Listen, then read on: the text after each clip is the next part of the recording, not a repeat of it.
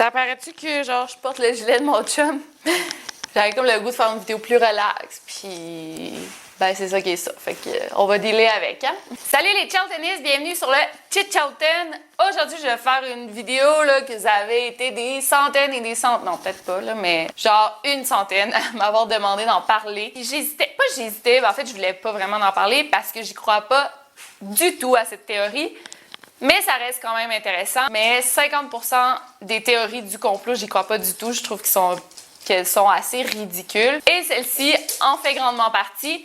Mais bon, je respecte. Il y en a plusieurs qui croient à ça. Puis ben, c'est chacun cadaquienne, comme on dit ici. M'en voulez pas trop si je démonte toutes vos croyances. Mais c'est ça qui est ça. On est là pour ça. Restez là.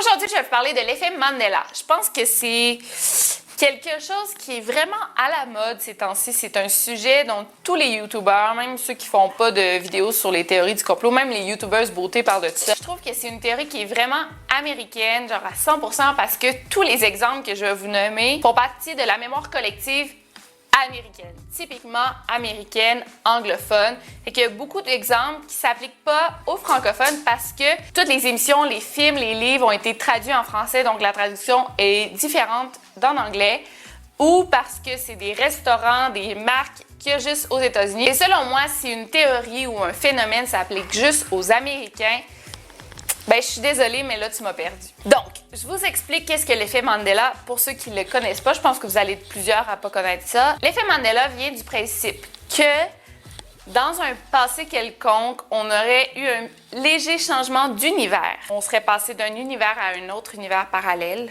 sans s'en rendre compte et que là, tout le monde autour de nous aurait changé.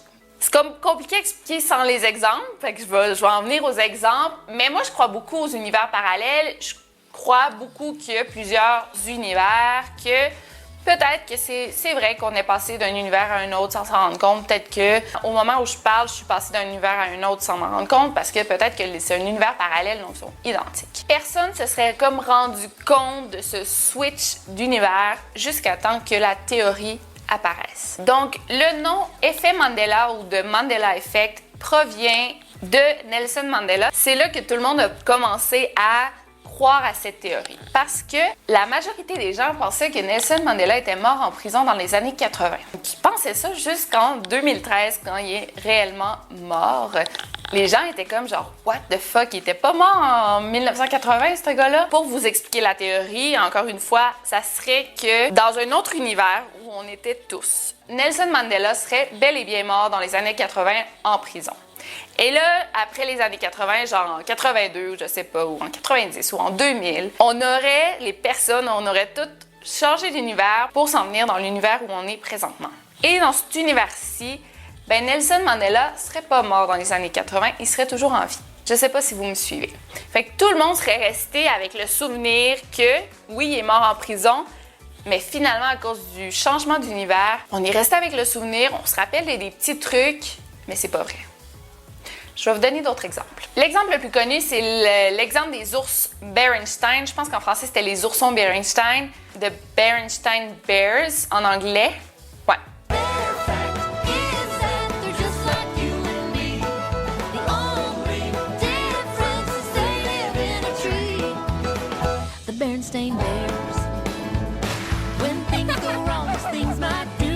Encore là, c'est anglophone. Fait que pour les francophones, ben, on voit pas un gros big deal avec ça parce que il y en a plusieurs de ma génération qui connaissent même pas ces livres-là. Moi, je sais que je le lisais beaucoup quand j'étais jeune. Quand je me suis comme rendu compte de la théorie, je dis ouais, c'est vrai. Mais tu sais, comme je l'ai toujours prononcé Berenstain comme à la québécoise, ben ça m'a pas vraiment affecté. En fait, tout le monde a toujours cru que les oursons Berenstain s'écrivaient avec un A. Et jusqu'à récemment, les gens se sont rendus compte que ça s'écrivait avec un E. Berenstain au lieu de Berenstain. Et ils ont vraiment fait le saut parce qu'ils ont dit non, je suis sûre à 100% que ça s'écrivait avec un A.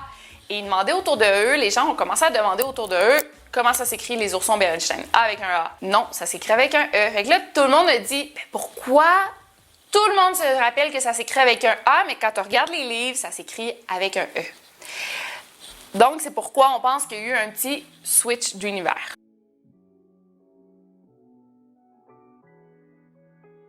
Et le nom Berenstein, ça vient des auteurs du livre.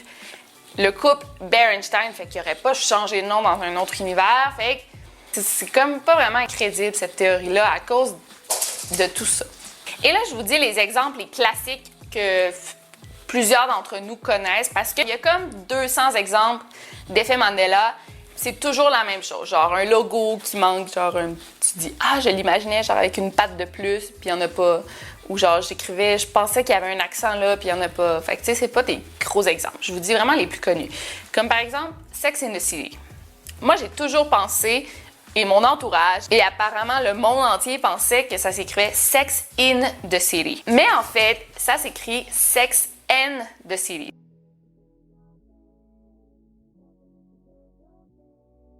Donc, c'est vrai que là, quand tu le traduis en français, encore là, c'est américain, mais quand tu le traduis en français, je me rappelle que Sex in the City, c'est Sex à New York en français. In the City, dans la ville, à New York, dans la ville. Sex in the City, il aurait dû le traduire à Sexe et la ville ou quelque chose comme ça. Fait que c'est pour ça que, encore là, c'est encore juste un petit mot qui a changé. Tout le monde a toujours pensé que c'est Sex in the City, puis finalement, quand tu le regardes comme il faut, c'est Sex and the City. Moi, je pense juste que les gens... C'est la façon que ton cerveau fonctionne. Tu vois quelque chose, tu vas peut-être assumer quelque chose. Je pense qu'on a tous à peu près le même fonctionnement de cerveau. Fait que peut-être que tout le monde, en voyant ça, ils ont dit « Ah, c'est Sex in the City, ça a le plus de sens. » Fait qu'ils ont tous pensé comme ça. Puis après, c'est juste, les gens, ils ont une mauvaise mémoire, je crois. D'autres exemples, c'est tous des petits exemples très minimes. Par exemple, Pikachu, tout le monde, dont moi, a toujours pensé qu'il y avait le bout de la queue noire. Mais non, il n'y a pas de bout de queue noire.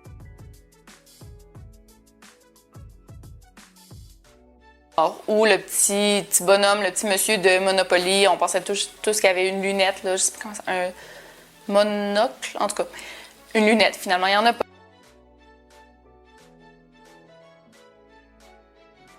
Mais tu sais, comme je te dis, c'est encore là des petits trucs que tu dis, ben ouais, c'est vrai que ça pourrait aller mieux avec une petite lunette, mais finalement, non. Mickey Mouse, que tout le monde pensait qu'il avait des bretelles à son pantalon, mais il n'y en a pas.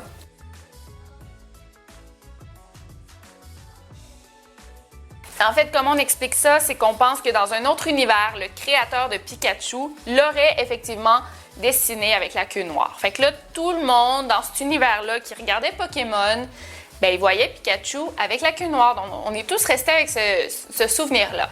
Il y a eu un switch d'univers et dans cet univers-là, le créateur de Pikachu, il a décidé de ne pas le colorier avec la queue noire.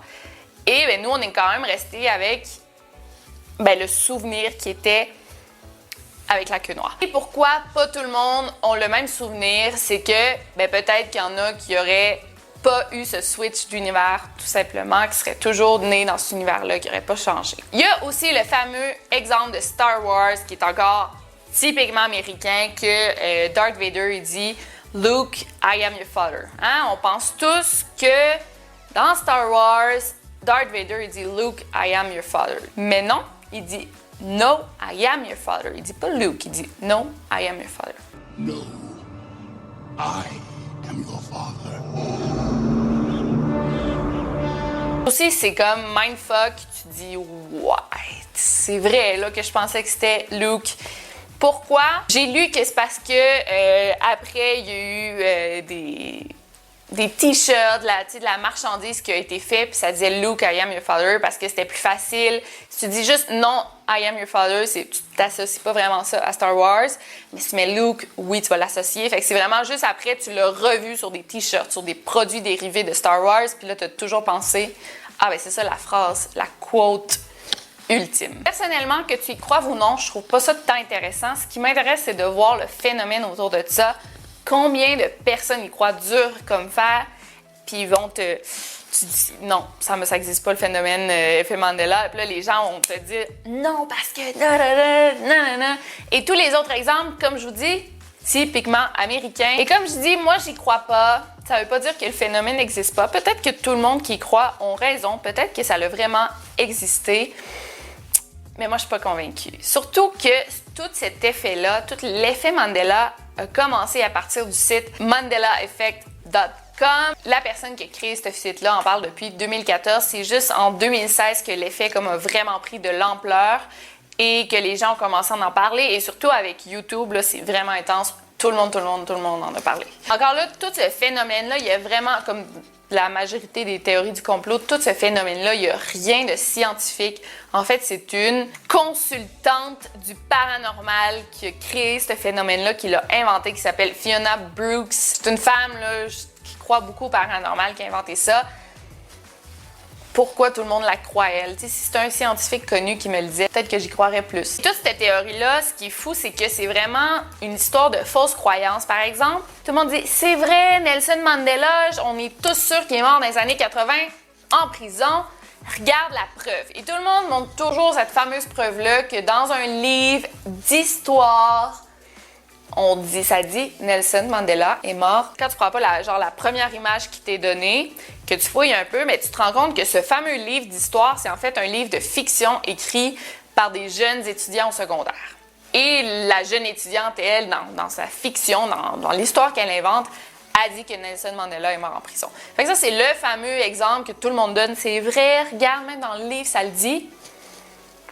Mais le livre est faux. Et ce phénomène est assez raciste également, sans le savoir, parce que tous les exemples qu'on donne, c'est toujours des hommes avec la peau noire qui font partie des exemples. Par exemple, il y a un film, beaucoup pensaient qu'il y avait un acteur qui avait joué dans ce film-là, puis c'est un autre acteur noir qui avait joué dans le film, puis ils disent « Ah, F. Mandela! » Mais non, c'est juste parce que t'es pas capable de différencier deux personnes noires, puis t'es raciste, puis t'oses pas le dire, puis tu veux te sentir spécial. Dans le fond, tout ça, c'est des erreurs d'orthographe, des erreurs de mémoire. Par exemple, un autre effet Mandela que j'ai vu, c'est que les Américains, ils disent « Avoue que t'as toujours pensé que parmesan, le fromage parmesan, parmesan, parce qu'en anglais, ils le prononcent parmesan. » Fait qu'ils pensaient que ça s'écrivait comme ça. Mais pas du tout. Parmesan, ça s'est toujours écrit parmesan. Pas parce que les Américains sont poches pour prononcer des mots dans une autre langue que ça fait d'eux des gens qui ont passé d'un univers à un autre. Ils essaient juste de tout blâmer, leurs erreurs d'orthographe ou leur non-ouverture sur le monde, sur l'effet Mandela. Donc, pour conclure, on dirait que je fais une dissertation pour démonter l'effet Mandela. Je crois aux univers parallèles à environ 90%. Mais l'effet Mandela, je pense que c'est faux. Je pense que ça fait juste nourrir l'ignorance des gens et plus on continue à faire des vidéos là-dessus, genre exemple, effet Mandela, blablabla, plus les gens vont continuer à y croire, puis je trouve que c'est une théorie ridicule qui amène rien de bon, honnêtement. Fait que je suis désolée à tous ceux qui y croient. Puis comme je dis, regarde, moi j'ai tellement mes croyances, puis je respecte beaucoup la croyance des autres, mais je vous dis mon opinion sur cette théorie. Laissez-moi votre opinion dans les commentaires et n'oubliez pas de garder l'œil ouvert, mais pas trop. Tu sais, genre, questionnez-vous des fois. Mais je vous aime pareil. Over and out.